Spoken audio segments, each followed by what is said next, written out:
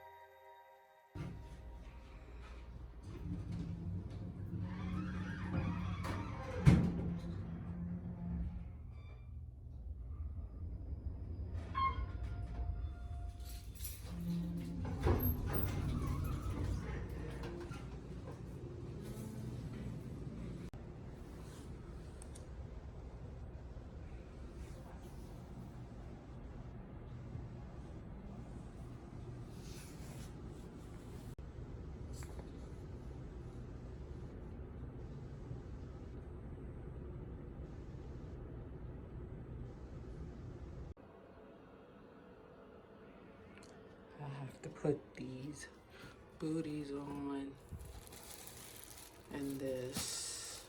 And put all my stuff in this locker.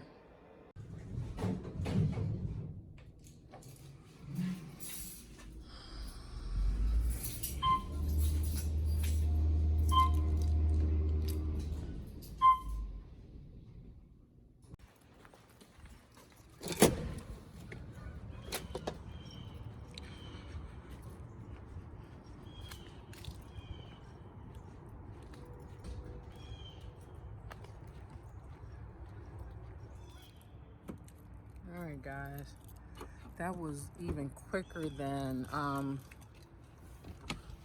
on, let me get you situated. Oh, shoot.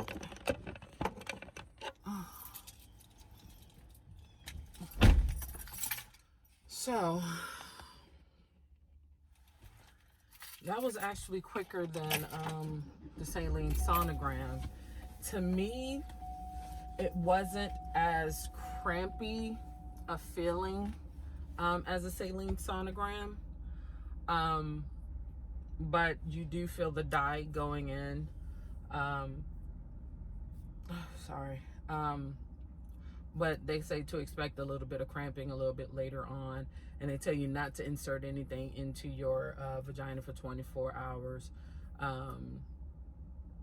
And you can take that as, to me, what it means. You know, if you're on your cycle, no tampons, you know, no sex and stuff like that. So for 24 hours, so to allow the contrast to dye to come out or dissipate or something like that. So right now I feel okay. I wasn't on my cycle when I went in, because my cycle had ended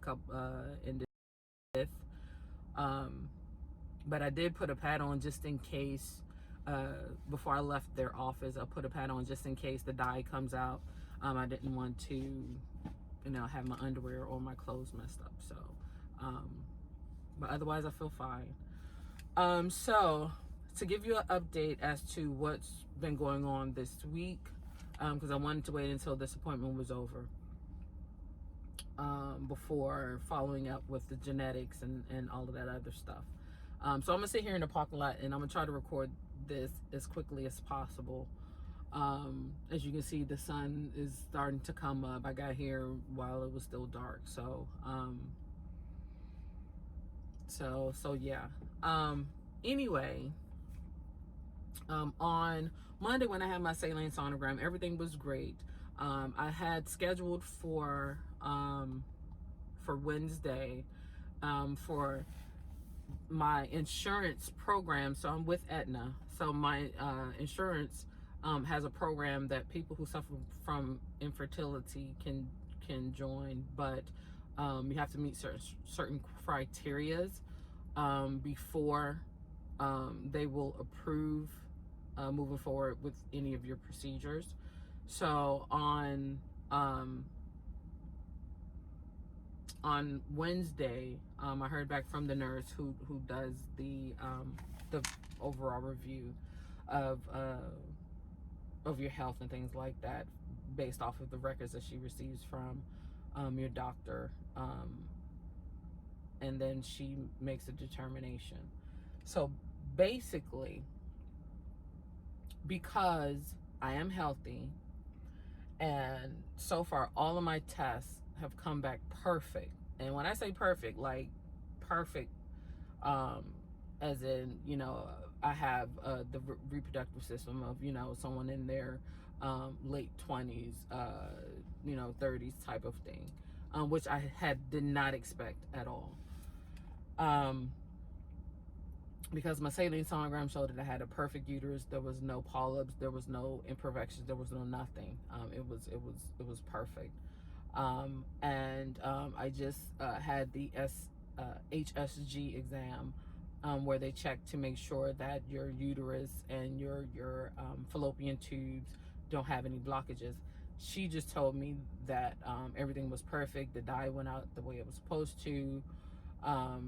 So because of those factors, my insurance told me on Wednesday that before they will approve me to have the IVF, that I have to have 6 IUIs, failed IUIs without conception. So, with that being said, the 6 IUIs that I have to have prior to them approving my IVF, I have to pay for those out of pocket.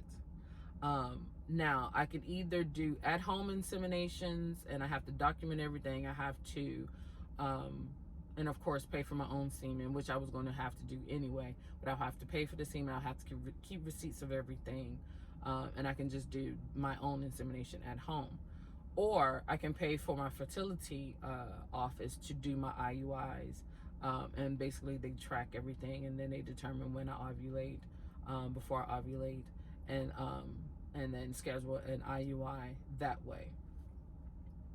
And I'm gonna tell you guys, I'm really not that upset about it, for the simple fact that you have a lot of people out here who have true infertility issues, right? They've been going through this stuff for years, and you know, their struggle is real. And I am just starting this TTC journey. So I feel like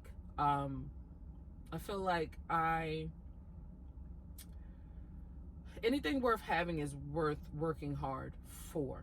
And I really want to be a mother. And I really want to give birth to my own child.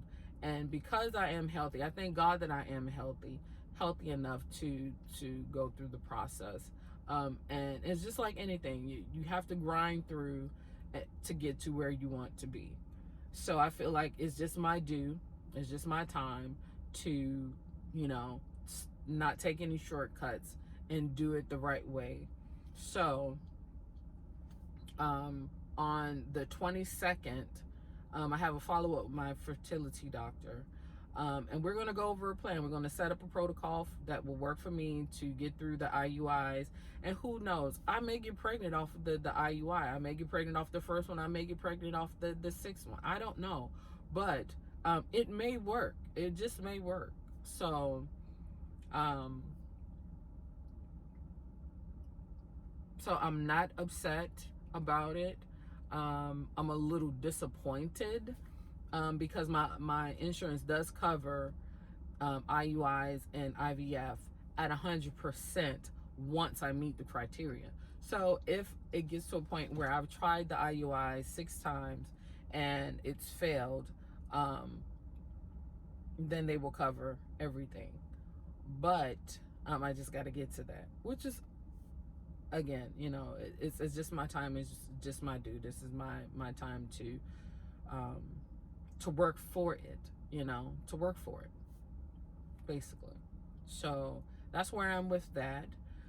So on the 22nd of October, I go back to my fertility doctor. As I said, we will figure out a protocol that will work for me. I don't know if we're going to do assisted medication as far as trying to track and trigger my ovulation so I can do the IUI. Then, depending on what it costs, I may go ahead and pay for my IUIs to be done in the office. If not, and if it's, you know, if I need to do it at home, I'll do it at home, still being tracked by my fertility doctor, making sure that everything is done in a healthy way.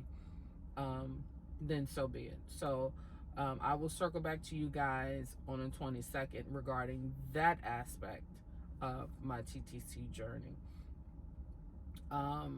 And hopefully, I'm on a wait list with my doctor because she went on vacation and she came back. She's supposed to come back next week, but she was already all booked up. So if anyone cancels an appointment next week, then I'll be the first one to get in to see her.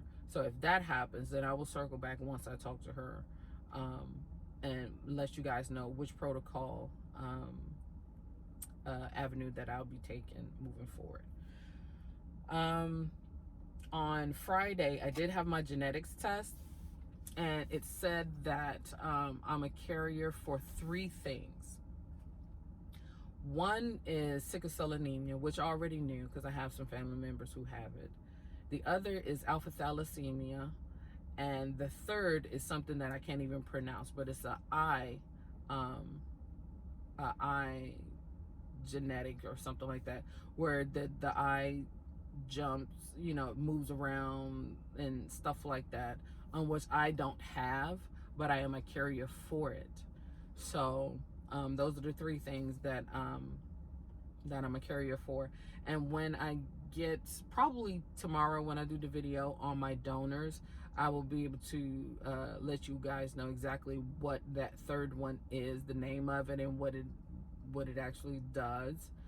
Because now I need to go back and look at all three of the donors that I am thinking about, and make sure that none of them have none of those things at all, because if they do, then it's likely that our child would have one of those genetic abnormalities, which I don't want my child to have any of those things, you know.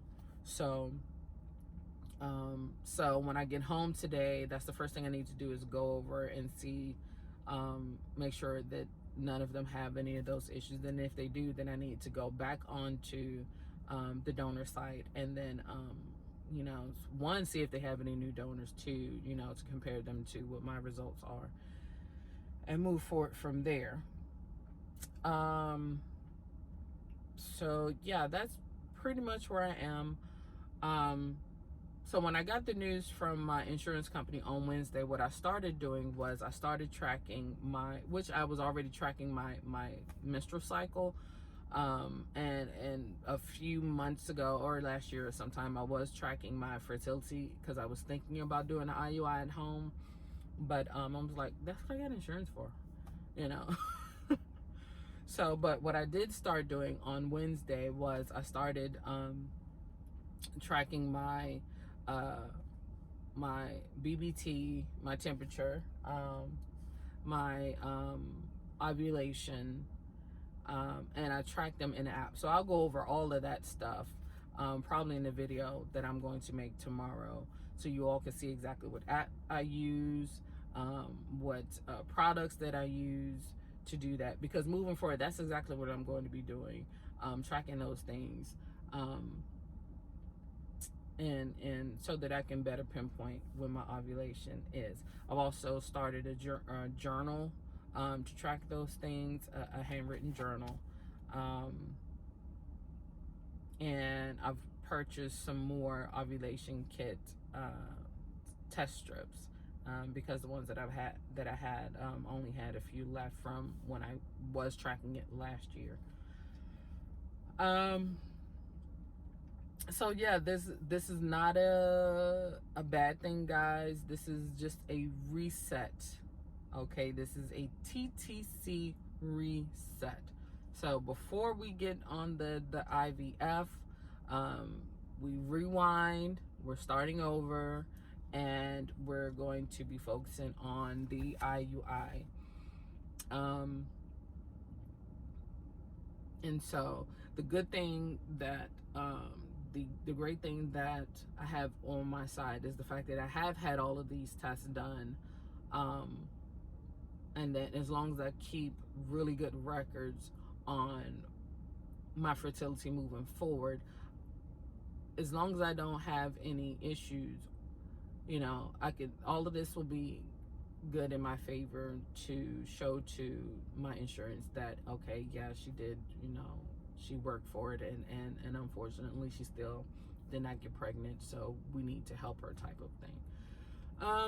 And so that's how I'm going to look at it. Hopefully we'll hit it out of the gate, because they say that everything's perfect. My uterus is perfect, my fallopian tubes are perfect. I still have 11 to 12 follicles, which means I could have, you know, really good egg production. I've been taking my prenatal vitamins since my consultation, which was last month. So it was about 5 or 6 weeks now on my vitamins. So I feel really good about this process. So hopefully, guys, it'll just take the one IUI, and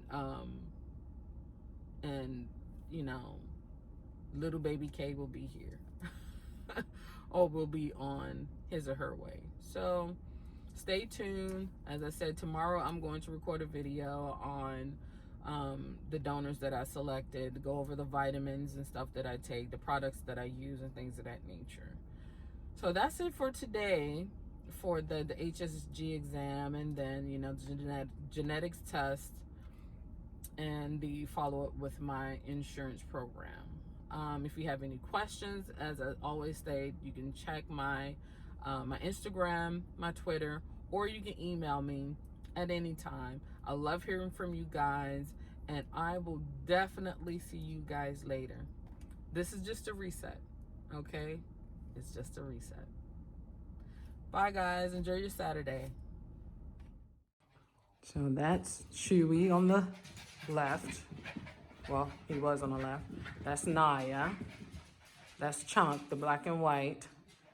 And Nyeya is the mom of both Chewy and Chunck. They came from the same litter. They look completely different, but yeah, they're brothers. Chuchiba. So I wanted you guys to see my babies and my grandbabies. So Nyeya is my baby, and these two are my grandbabies. I know. Nyeya needs to get her hair done.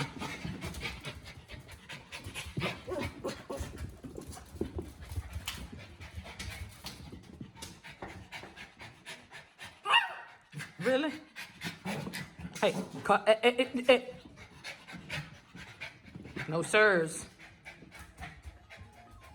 That's my choo-choo butt. That's my chunky butt.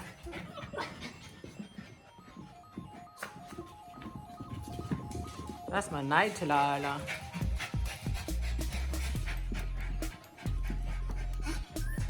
Is it? Really? Really?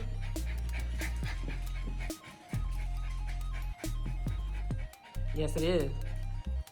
Yes, it is. Yes, it is. Yes, they are.